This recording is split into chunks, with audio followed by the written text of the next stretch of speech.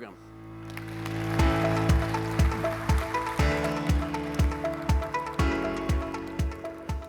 Good morning, everybody. What a fantastic day to be here with all of you, and I want to thank everybody involved in this conference today to bring together all of you leaders that are literally changing the world. And I want to say, as I always do, and to start with gratitude. And gratitude for this group is more than just thank you for a great conference, thank you for leading your companies, thank you for creating so many amazing jobs. The gratitude that the nation needs to feel towards all of you is the fact that this industry is empowering the world. It is improving lives. It is inspiring success wherever you go. And it is actually making the world safer. But what I'm going to talk about in a few short minutes with all of you here today is the fact that all of you are up against an administration that's trying to crush this industry. They're trying to harm U.S. energy. They're trying to put us in a position where we're energy poor instead of energy dominant. And the impact on that is empowering dictators, and it's making the world less stable, and it's hurting our economy in many ways, and it's not helping the environment. That's the sad part. Their ideological goals in terms of what they're trying to do is not even achieving that. So let's get into it and talk about that. But first of all, I do want to say also maybe one more thank you, and that has to do with all of you. Raise your hand if you're making investments in the state of North Dakota in this group. Look at that across this room. It's your investment, it's your risk-taking, it's your work that you've done that's turned North Dakota into an energy powerhouse, third largest oil producer in the producing state in the nation. And we had record gas production last month, thanks to all the work that you're doing. But it's not just the production, it's also the people. When I'm on the ground in North Dakota and I meet the people that are working on the rigs, driving the trucks, serving in your communities and the way you're giving back, it's transforming. It's transforming our state and it's transforming our nation, and I see it every day. And every one of the people that work for you is a hero to me because they're out there doing the hard work. And then all of you are making a difference in terms of the innovation that you're driving. And without that innovation, and Harold talked about it last night, but without horizontal drilling, we wouldn't be in the position. The whole talk that John gave this morning about energy dominance would not be happening without innovation. And so this is so important that we drive forward, that we have leadership in our country that understands that innovation is the path forward, not regulation. And the regulation that's coming is not just limited to environmental regulation, financial, all the ESG pressure that's coming on, the regulation relative to workforce and processes and acquiring, and of course the environment, BLM, U.S. Fish and Wildlife, EPA. Right now we've got a whole of government approach in North Dakota pushing back across over 20 major rule pushes that are coming at us. And of course we're the tip of the spear, winning battles in federal court, North Dakota leading the way to try to, this is the only administration that has failed to hold the lawfully required lease sales on federal land every quarter, going back to Harry Truman. Even Obama held them every quarter. And Biden hasn't held them. We sued him in court, we won. And of course, the federal government, after having an 84-page from a federal judge saying you need to follow the law, they thought their right response would be to appeal. Because apparently the federal government thinks they don't have to follow the law, but all of us have to. So anyway, it is a full-on battle in our state in terms of what we're trying to get done, but innovation is absolutely required. And I would just say in terms of innovation on the horizontal drilling, it has other impacts, which I'll talk about in terms of what it means for land use.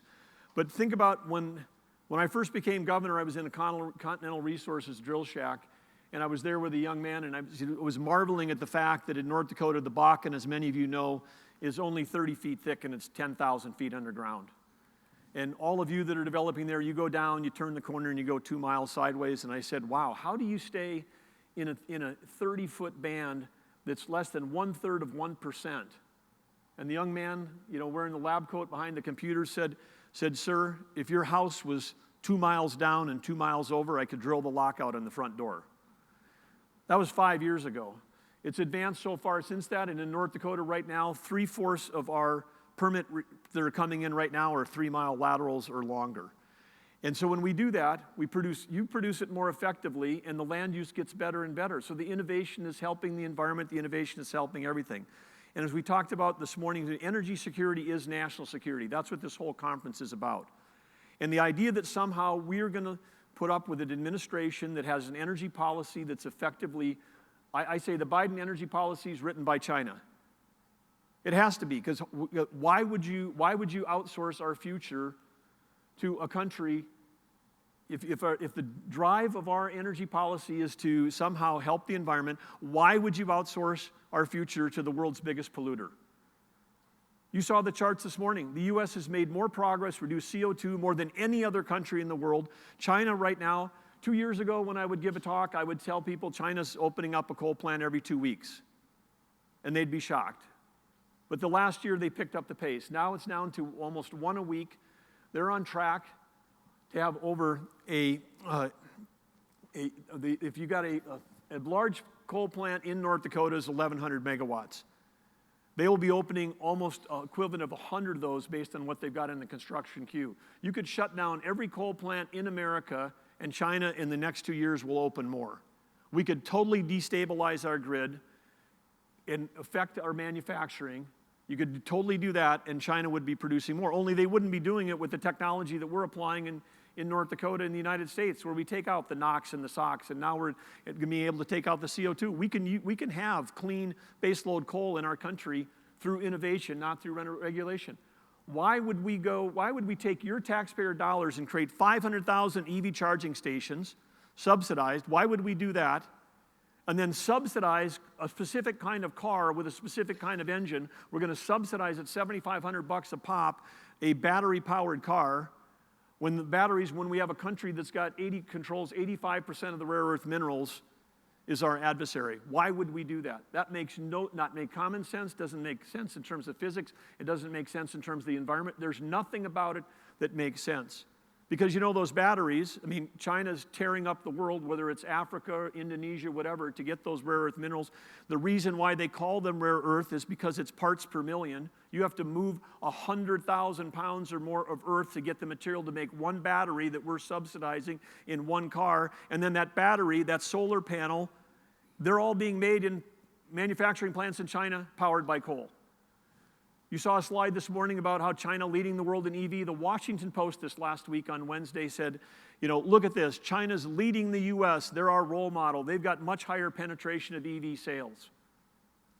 They never once in that article mentioned the power source for those EVs. Those EVs, vehicles in China are all being powered by coal. When they plug them in, they're powered by coal. Makes no sense.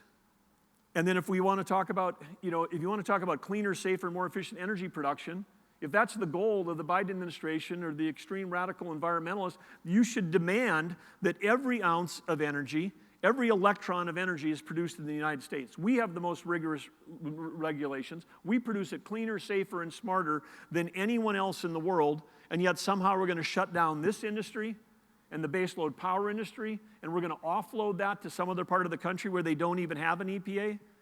This gets personal for me because during the time when we had the demand drop, the State Department went to Venezuela, a country with a atrocious human rights record. 7.5 million people have left that country, fled that corrupt country.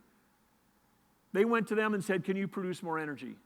They went to the Middle East, let's fist bump some people and say, hey, could you guys produce some more energy? They did not come to North Dakota, Wyoming, Montana, Oklahoma, Texas, Alaska, the major oil producing state. Nobody, the State Department didn't call us and say, can you increase production? They didn't call any of you. They even had in the White House a memo that went out that said they couldn't meet with oil executives.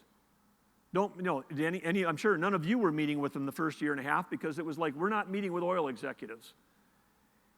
And so anyway, if we want this, so the bottom line of all of this is, and it was done so well by John this morning, but we ought to be selling to our allies, not buying from our adversaries.